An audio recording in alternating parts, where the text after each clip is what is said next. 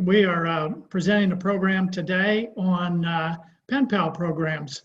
We hope to give you some good ideas on how to get started as a pen pal, and if you're already started as a pen pal, maybe a few tips on how to improve the quality of your correspondence. First, let me just introduce myself real briefly. I'm Doug Sandvig. I'm a Knight in the Order of Malta. I got involved with pen pals maybe about 5 years ago. Started just writing with one, and over the years I've probably picked up a few, and I probably correspond with about 20 different men right now. So I send and receive quite a few letters.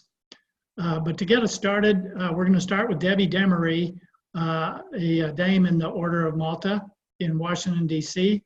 And she'll get started with telling you how to get started as a pen pal. Debbie?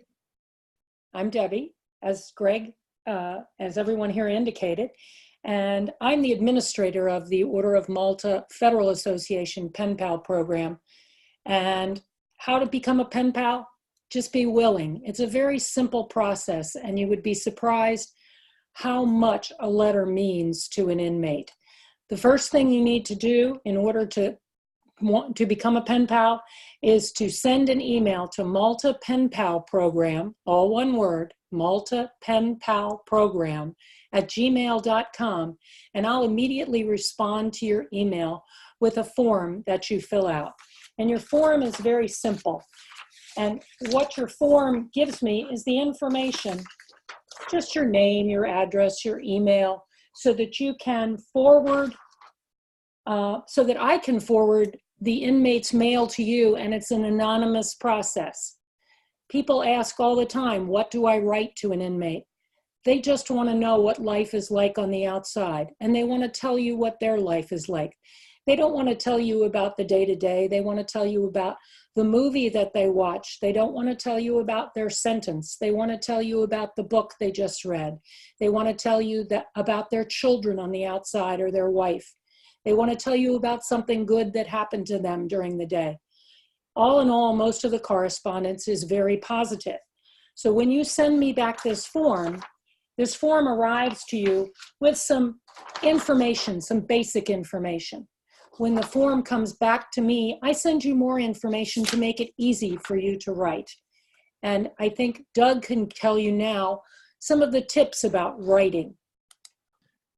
Thanks, Debbie. First, a few tips. One of the things that I learned fairly quickly in this process is that the people that I was writing to liked my letters to be written by hand. I initially started out with typed letters or printed letters, and they felt like that was a form letter.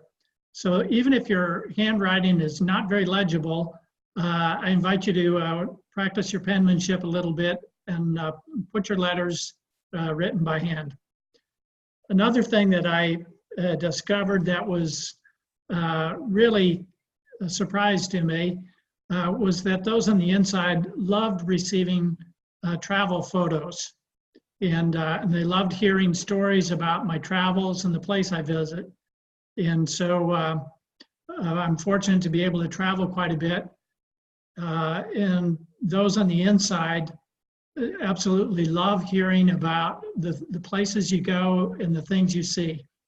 I was initially concerned that people would think that these were kind of rubbing my good life in their nose.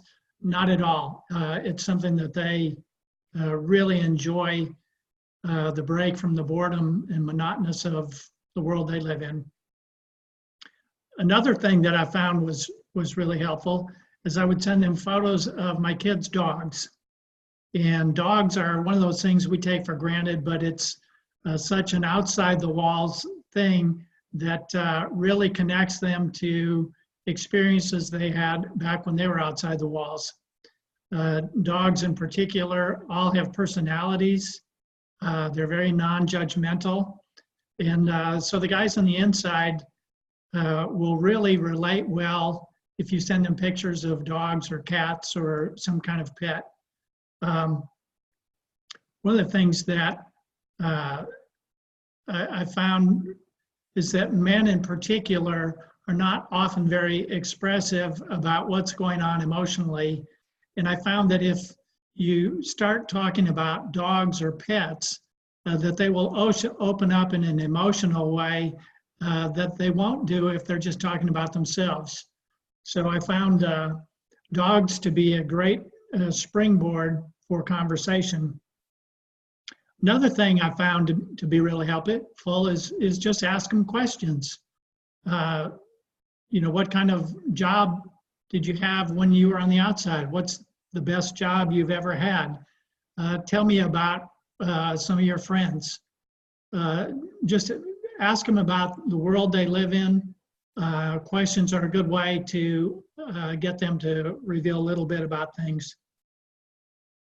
I also found it really helpful just to include a prayer card, and it sort of underscores and emphasizes that at some level our relationship to Christ is an important part and foundation for the basis of our communication. And so sending prayer cards is one of the few things that you can send them that seems to be pretty non-threatening. If you send them prayer cards, make sure they're not the laminated ones. Laminated prayer cards can be used as door stoppers or prevent locks and doors from latching. So do not send laminated cards of any kind. If you're going to send a card, make sure it's either on cardstock or it can even be on glossy paper, but make sure they're not laminated. Next, I would say make your letters really positive and encouraging. That's one of the important parts of our relationship as a corresponding pen pal, is to kind of recognize their humanity. And so keep your correspondence with them really positive. One of the other things that I found to be really helpful is sending them birthday cards, Christmas cards, Thanksgiving cards, things of that nature. And we really take it for granted just how much there are rituals that follow birthday celebrations, Christmas, and simply getting a card from the outside really affirms that they're still connected on the outside and that the people on the outside have not forgotten about them. And finally, the last two things that I would really suggest is, one, don't forget to give them prayer requests. We all know people who are sick or who have lost a job or who have some pressing need. Give them a prayer request. I use first names only. Tell them a little bit about the situation that is behind the prayer request. And so I think that's really important. There's probably nothing that we can do that respects their humanity more than asking them to pray for someone. And I've had so many really positive, wonderful responses on that. And there's something really humbling to someone on the outside when they find out that someone inside the walls has been praying for them. One of my pen pals is a man on death row, and he's sent me numerous just beautiful prayer requests, responses to my prayer requests. And when I share that with somebody on the outside, it just really blows them away that someone on death row is praying for them. And then finally, don't forget to let them know that you're praying for them. So, ask them for what kind of requests that they would like. Debbie, do you have anything to add on kind of the do's and don'ts that we have on how to conduct this correspondence?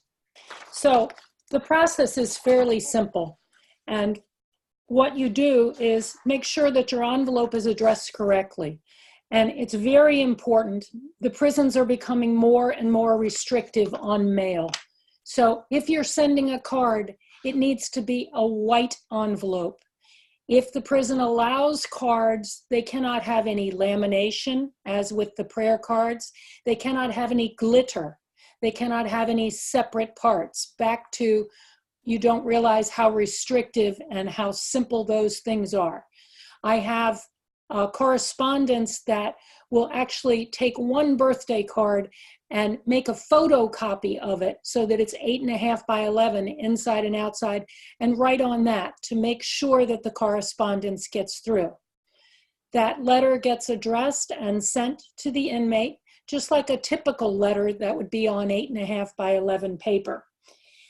Recently, we've had some prisons that are rejecting our mail because we tell you to use only your first name. So when you put the return address on the mail, I specifically tell people now, use your first name or your pseudonym, but also put a last name, Smith, Jones, any name you can think of, just so the mail gets through the restrictive processes that are being put into place in some of the facilities. The process is fairly simple of writing your first letter. You just are assigned an inmate, and that inmate has told me a little bit about themselves and what they would like to write about. Quite often they're football fans, and this time of year they're excited about a playoff or some other championship that they've seen, and they want to tell you about how they root for the Cowboys or the Patriots or the Browns. Otherwise, you write that letter and you use the Order of Malta address on your letterhead. We have a post office box, so all the mail goes through that post office box. I collect that mail and process it and forward those letters from the inmates to you. So you use that as your return address and sign only your first name to your letter. The letter goes directly to the inmate. Then the inmate will write back and it goes to the post office box. I then retrieve that mail and forward it to you. I have your information from the initial form that you filled out. I think that sort of tells you that the process is simple, and it really is. Being concerned about that inmate being able to contact you without a filter is not one that you need to have, because this post office box makes that possible. Perhaps, Doug, you could talk about anything that might happen that would be manipulation by an inmate and how you would handle that. Manipulation is kind of this sinister sounding term, but from the standpoint of a pen pal writer on the outside communicating with somebody inside the walls, it really is much less sinister than it sounds. And if you think about it, those on the inside have almost nothing. They don't have possessions, they don't have access to things, and so they view us on the outside as potential providers and sources and access to things that are beyond their reach. And so manipulation is really not much more complicated than they're trying to get you to do something for them or to send them something, maybe money, maybe stuff. Oddly, about any of the stuff that we might send to them, once you're inside the walls, that kind of takes its own form as currency in their own little black market. So even something as simple as rosary beads can be deemed as currency, where they'll disassemble them and use beads and things like that.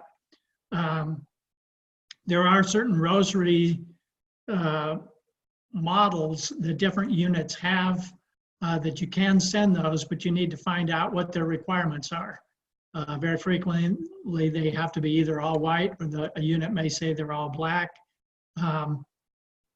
But you can't just send them. You have to send them a conforming one. But back to manipulation, it's usually they're trying to get something from you, money or things. There are several things you can do to kind of start to see manipulation take shape. A lot of it comes out as really clumsy and not very skillful, and it's really obvious. And that kind of stuff is really pretty easy to deal with. The more challenging one is those who are really skillful manipulators and work over time to try to gain your trust and get you to do something for them. some of the things that might be little signs that manipulation is going on is they might start fawning over you. Oh, you're the best pen pal I've ever had. You are so interesting, so funny. Oh, you're taking me on this wonderful spiritual journey. And it's easy to buy into that, but always be a little bit wary and on guard that be alert that there may be something behind it. Another fairly common thing is they may start telling you about the injustice they've suffered. Maybe there's a cellmate or somebody who's really harsh. It could be a correctional officer that's really difficult to deal with. And so they may start telling you about the injustice that they've suffered. They may start to fail to respect boundaries that you've kind of laid out. So be attentive to the boundaries that you want to lay out. I don't want to sound too harsh in judging them. They live in an environment where they have to be kind of crafty, and in order to survive and even thrive in the world that they live in. And it's an environment that's really foreign to us. They may suggest that they're sharing secrets with you, or try to establish some form of intimacy beyond what your relationship really is. All of these things are little signs that they may be trying to set you up to ask you to do something for them. Here are a few kind of simple things you can do to sort of prevent or even respond to some kind of manipulation when it starts to happen. And one, I would say, from your very early correspondence, be fairly firm in the boundaries that you're setting. When you get somebody specifically asking you to send them something, contact somebody for them, to do something for them, the easiest response that I've found, and I've found it to be very effective, is to just say, I agreed to abide by certain rules when I entered into this program, and I'm going to keep my word, and I'm sorry, I just can't comply with your request. That doesn't mean they won't ask you again and again, but that simple reply is, I agreed to follow certain rules and I'm going to keep my word, is a pretty effective way to kind of tap down any misguided efforts to turn you into a supplier of some sort. Another thing that I really encourage you to do, even if you don't feel like you're being the object of any manipulation, regularly have somebody else look at the correspondence you get and look at what you're about to send before you send it. And just having an independent set of eyes, I think, is really a nice safeguard into keeping yourself from kind of creeping gradually over some boundaries that you set at the outset.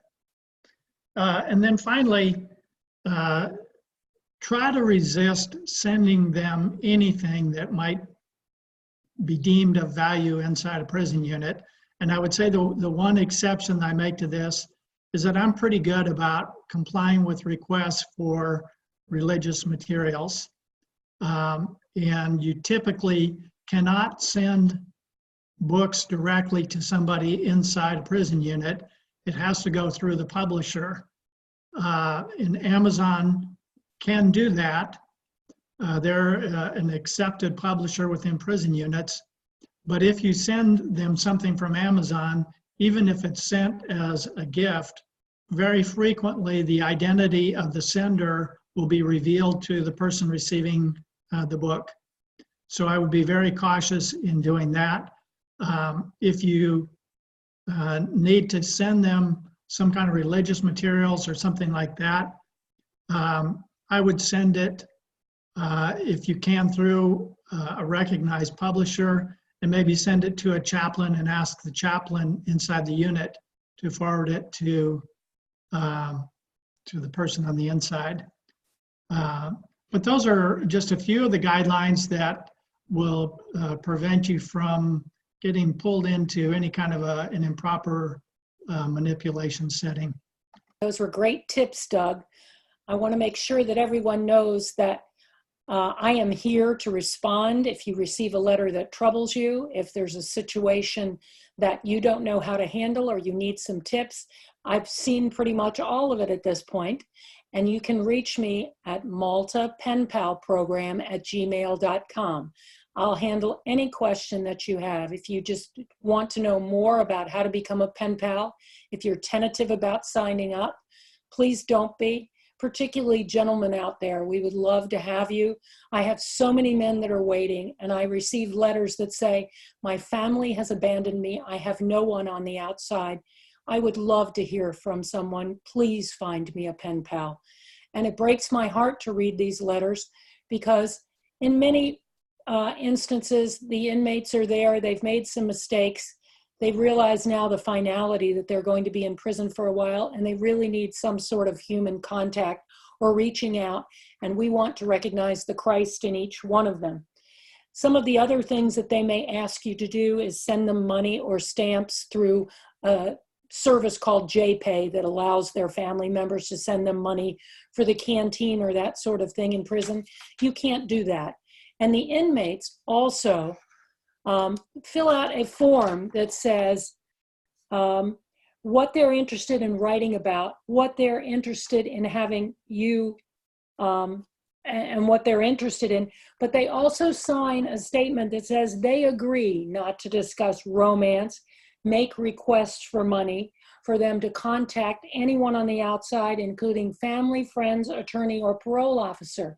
And if you get a request from an inmate to do any of those things, you can gently remind them that they agreed to that in the beginning. Remember that form you signed? You agreed not to do any of those things, and I really want to continue our correspondence, and I really hope you'll continue to pray for me.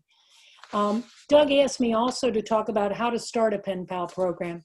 Really, you just need some willing participants in your parish.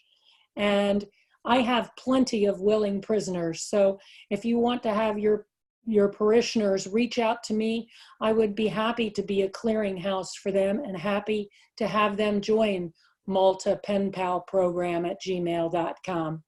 Again, challenging institutions, certain ones, when I match you up with a pen pal, I double check the current policy at that prison. And if it's a particularly restrictive prison, I indicate that in my email to you with the assignment and the prisoner's name and information. Sometimes that doesn't work because suddenly they will change a regulation without it being a posted regulation.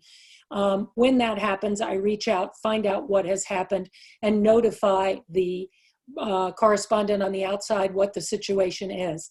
As I said earlier, you're always safe with an 8.5 by 11 white piece of paper. Some of the institutions are even restricting colored ink. So white paper with black writing and a heartfelt message will get through every single time. And again, it's Malta Pen Pal program at gmail.com. If you have any questions, I'm more than happy to talk you through setting up your own program, walk you through the steps, explain how the mailing process works, explain to you how to get a post office box if you want to start your own program, or any other thing that you would have a question about, something maybe we haven't covered.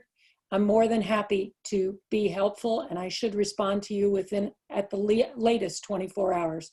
So get involved. It's very worthwhile. The inmates touch your heart in so many ways that you just never, ever expected.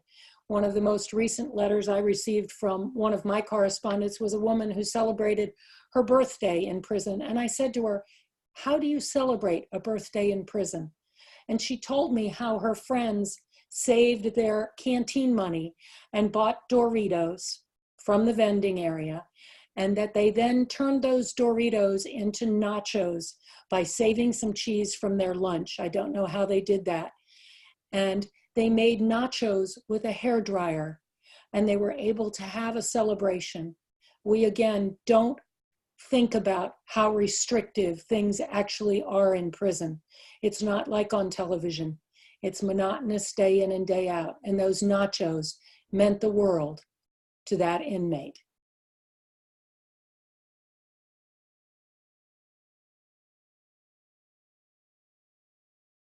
things that really surprised me when I started getting involved with prisons and in particular pen pals was just how important grief is to those on the inside.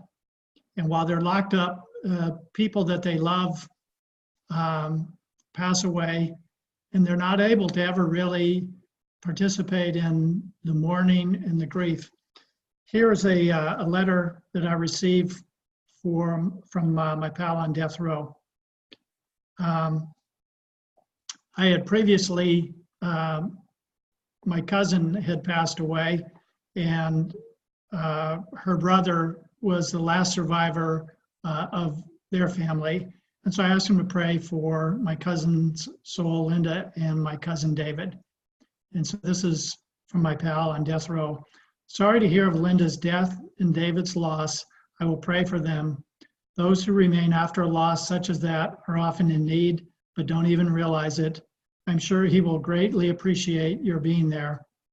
One of the hardest things I tried to deal with here is that I was not there when my mother was sick with cancer to help her and to help my dad before and after her death. I know he has forgiven me, but some days I'm still working on forgiving myself. And I would say that's one of the most common themes that I see inside the walls is guys who just are heartbroken that the choices that they've made have kept them from being connected to the people they love. And having these letters provide an outlet for them to express that and share that feeling with others. And you just can't emphasize enough how important that is for them. To share a little bit with you from my pen pal. She's in a prison in Texas. She wrote me about her family and her children on the outside, and she had received a card from her 7-year-old, and she was very excited. But then she added this, and now a praise report. I keep getting these beautiful scripture postcards from I don't know who, telling me that they're praying for me. It's like it's recurring mail straight from Jesus. They don't have return addresses and names, but they are very powerful and beautiful to me. Isn't that awesome?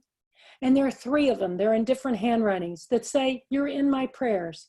How sweet and thoughtful, and how faithful of Jesus to give me reminders of his unfailing love. That's powerful.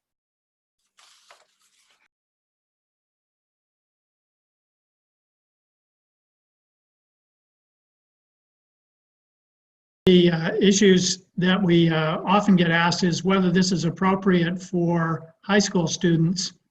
And I think as long as there's some adult supervision or teacher supervision or religious class supervision, the holiday cards and birthday cards work especially well, particularly because they're not even using a pen name. But even if there were a school program where the adult monitors it and makes sure that nothing improper goes into the communication, it's something that is really a rich opportunity to not only engage with somebody on the inside, but for the group to reflect on the different aspects of what it's been like to have that kind of special relationship with somebody on the inside. So as long as it's conducted under adult supervision with somebody's keenly aware of the rules and the guidelines, I think it presents a wonderful opportunity. We're going to finish up here pretty soon, but I have one little bonus for you. And for those who are interested in communicating with somebody inside the walls, but they don't want the commitment of an ongoing relationship as a pen pal, there's another way you can participate in this. We also have a holiday card program. And the holiday card program is a little different from the pen pals, but we have a program where if you'll send folks a Christmas card, an Easter card, and where we have birthdays, we'll provide you with their birthday so you can send them a birthday card. It's just a matter of sending them really simple cards, and instead of even signing it with a pen name, you just sign it a friend. And so there's no expectation that the person receiving the card will communicate back with you. It's just something to let them know that somebody on the outside is thinking about them, which is just so important to them. So I think that finishes what we've had today, and we are grateful that you are with us. We hope this has been helpful to you. And if you have any questions, feel free to reach out to us. Thank you.